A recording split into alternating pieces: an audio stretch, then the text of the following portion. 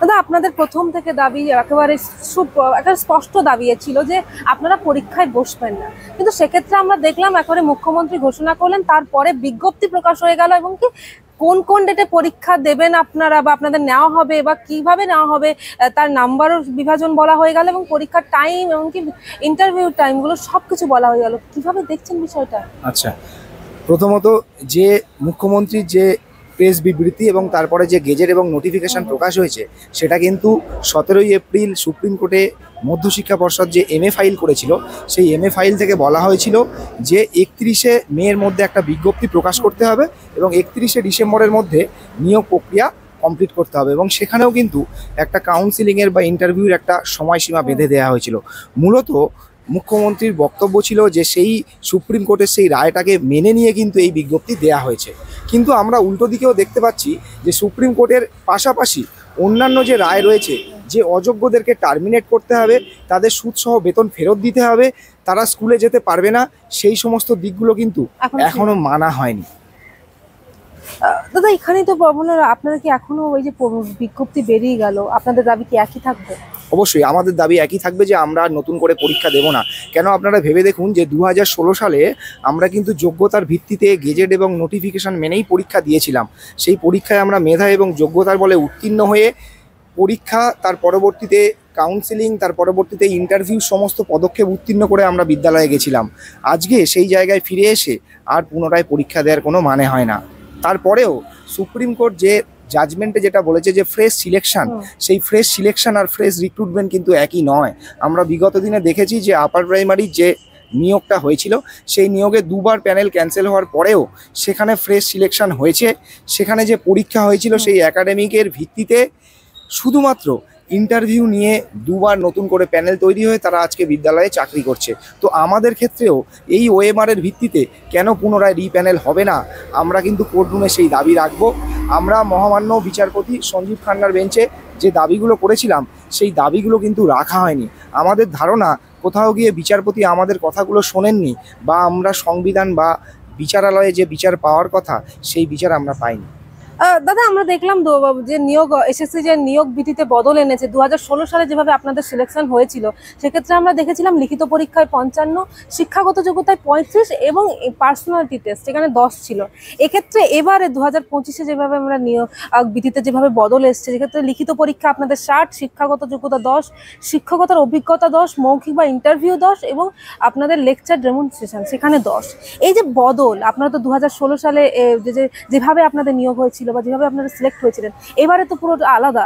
কি সেক্ষেত্রে আপনারা কি মনে হয়? আমাদের প্রথম বক্তব্য হচ্ছে আমরা পরীক্ষা দেব না, কিন্তু তারপরেও যদি সমস্ত পদ আমাদের জন্য বন্ধ হয়ে যায়, একমাত্র আমাদের জন্য পরীক্ষার পথ খোলা থাকে, তাহলে কিন্তু আমরা এই নতুন নিয়মে পরীক্ষা দেওয়ার জন্য কোনোভাবেই রাজি হব না। কেন, আমরা পরীক্ষা 2016 সালে দিয়েছিলাম, সেখানে 55 নম্বরের হয়েছিল রিটেন এক্সামিনেশন, 35 মার্কস ছিল একাডেমিক স্কোর আর 10 নাম্বার ছিল ইন্টারভিউ।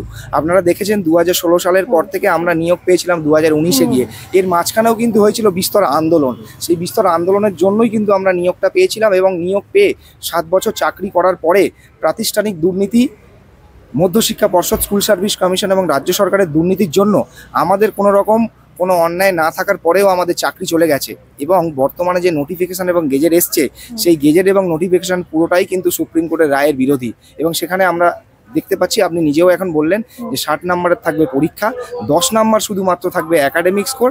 হ্যাঁ, আর সেখানে আমাদের 10 নাম্বার শিক্ষাগত যোগ্যতা সেখান থেকে আমরা পাবো, যেহেতু আমরা এতদিন শিক্ষকতা করেছি। এরপরে যে 20 নাম্বার থাকছে, সেই 20 নাম্বারেই কিন্তু আরও ভয়ঙ্কর দুর্নীতি হওয়ার সম্ভাবনা রয়েছে, যেটাতে রয়েছে ডেমনস্ট্রেশন এবং ইন্টারভিউ।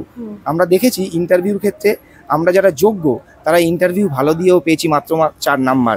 সেক্ষেত্রে অনেকেই ইন্টারভিউতে পেয়েছে 9.5, যেটা এক কথায় অসম্ভব বা ইম্পসিবল। এখানেও কিন্তু 10, 20 নাম্বার রাখা হয়েছে, যেখানে আমাদের কোথাও গিয়ে ধারণা যে আমাদের সাথে আবার অন্যায় হবে, আবার অবিচার হবে। আপনি বলছেন এই যে 10, 20 নাম্বার যার কথা আপনি বললেন এক্ষুনি, যে বিষয়টার কথা, সেক্ষেত্রে আপনাদের মনে হচ্ছে যে এক্ষেত্রেও বেনিয়ম হয় বলে মনে হয়, তাই জন্যই কি এটা করা? একদম, এক্ষেত্রে কোনো রকম ভিডিওগ্রাফির কোনো ব্যবস্থা নেই।